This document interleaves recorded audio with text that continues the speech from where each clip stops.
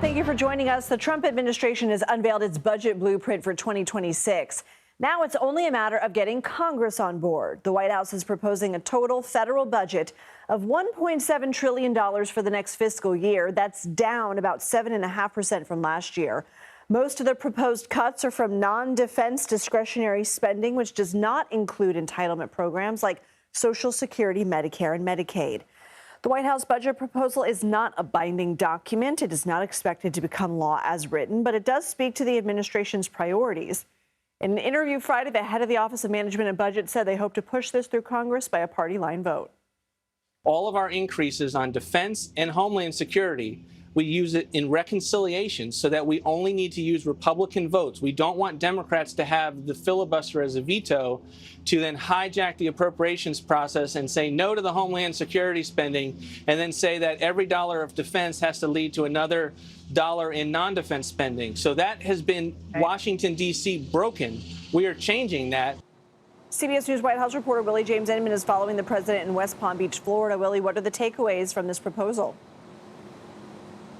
Hey, Lindsay, happy Friday to you and happy budget day. As you mentioned perfectly, this isn't necessarily a binding document, but this is a wish list that the White House says that they want to be able to get through Congress. Now, it makes several cuts, billions of dollars worth of cuts, some $163 billion, cutting non-discretionary, non-defense discretionary spending, I should say, by 22%. There are a couple of top lines here, $1.7 trillion budget overall, but there's an increase to defense spending. That level set at $1.1 trillion.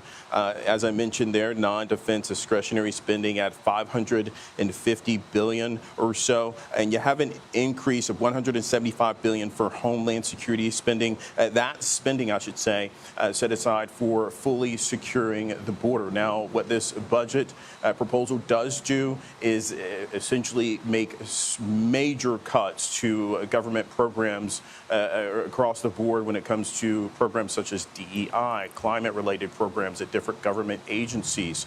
That is something that the Trump administration has targeted, essentially getting rid of programs that they don't think are aligned with the Trump administration. This also brings into in those cuts, those DOGE cuts that we've been talking about for the past couple of months now. It really would solidify many of those cuts at varying government agencies, but this is just a wish list. This isn't necessarily a final decision because this has to go through Congress, and really that's where the sticking point is, because congressional members will have to perhaps talk with some of those White House folks and see where they can find common ground with this spending bill that the president has laid out before them, and nothing's final yet until Congress has had their say.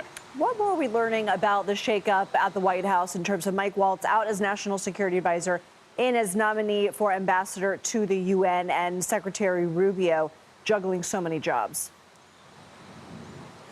Yeah, well, we're learning that both men have had that conversation following this appointment for Mike Waltz, the outgoing National Security Advisor, to be tapped as a UN ambassador.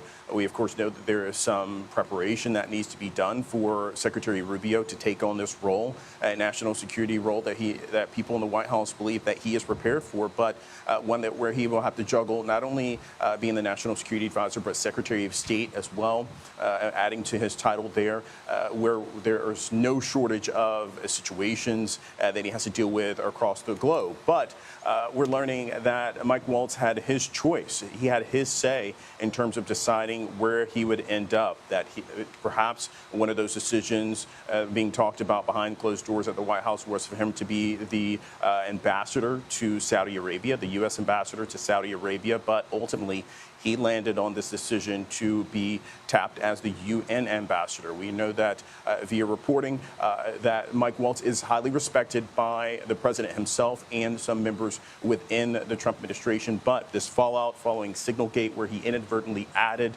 a reporter to that Signal chat where sensitive military information was discussed against the Houthis, that's where the falling out really started, with this discussions being had behind closed doors about removing him from that position.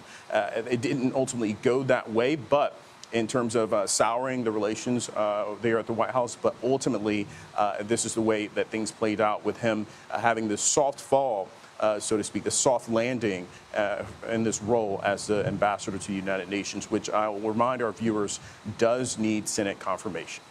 Willie James Inman, thank you. More jobs were added to the U.S. economy in April than expected, despite uncertainty with the Trump administration's tariff plans against trading partners.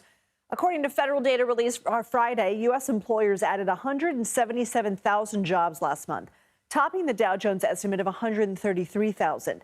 The unemployment rate remained unchanged at 4.2%. Stocks rose Friday, marking the 9th consecutive day of market gains. The Dow was up more than 1.25%, the Nasdaq up 1.5%, and S&P up nearly 1.5%. CBS News senior business and technology correspondent Jolene Kenon joins us now.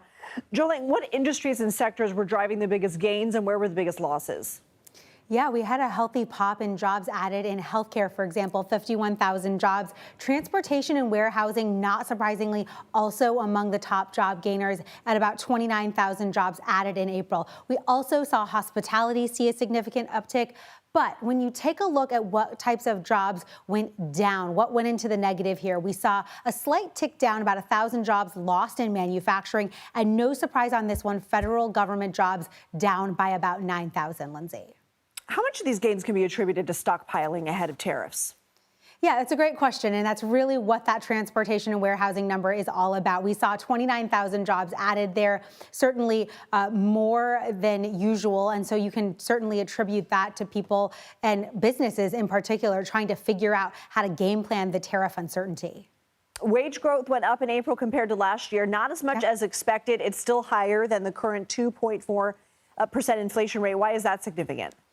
Yeah, it's important because people are trying to stay ahead of inflation and trying to manage their money and make a monthly budget, right? So when you see inflation below wage growth, that is a good sign. Yes, it did not go up as much as expected, so it does signal a little bit of softening perhaps, but overall that number stays well above inflation. That then affects what happens at the Federal Reserve next week with Chair Powell and how the FOMC decides what they do with interest rates. We do expect overall the Federal Reserve is likely to hold those interest rates steady, Lindsay. And after contradicting statements from U.S. and Chinese leaders on trade talks, are they or aren't they talking?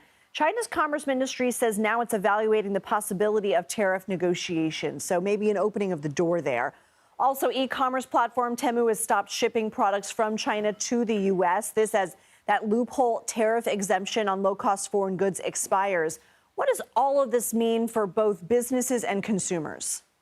Well, there's just a lot of uncertainty, and all of the small business owners we've been talking to who import from China are sitting here and saying, okay, I can last 4 weeks. Maybe I can last 6 or 8 weeks when it comes to my payroll, my supplies. But going into the summer, going into the fall, that is where so much of the uncertainty comes when it comes to holding on to employees, being able to make that payroll, getting this stuff ordered from China and delivered. Because right now, currently, there's a 145% tax on imported goods from China. And most small businesses we talk to say, we absolutely cannot afford that. And that will affect our downstream business. And so even though we did have a very good jobs report, always like to see that today, the real impact is likely to be felt in the next few months. That's where we're going to be watching. How does this impact the labor market? What does this do to inflation? And of course, how does it impact everyone's budgets? We are going to be talking to one of those small business owners wading through that uncertainty later this hour. Jolene Kenon, thank you so much.